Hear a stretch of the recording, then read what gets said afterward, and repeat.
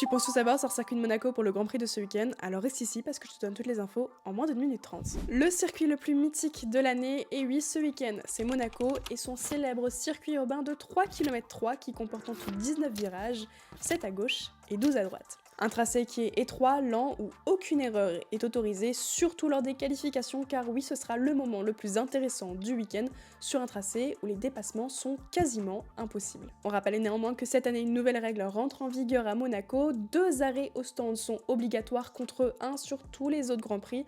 On verra ce que ça donne. Au niveau des chiffres, on a 52% de chances de voir une safety car en piste, les pilotes devront parcourir 78 tours lors de la course. Le record en qualification est détenu par Lewis Hamilton avec un temps en 1 minute 10 secondes 166 en 2019. En course, c'est toujours lui qui le détient, mais cette fois-ci avec un tour en 1 minute 12 secondes 909 réalisé en 2021. L'année dernière, Charles Leclerc avait mis fin à sa malédiction en remportant son premier Grand Prix à domicile juste devant Oscar Piastri et Carlos Sainz. Alors est-ce que pour toi Leclerc est encore capable d'aller chercher la victoire de nouveau à Monaco cette année?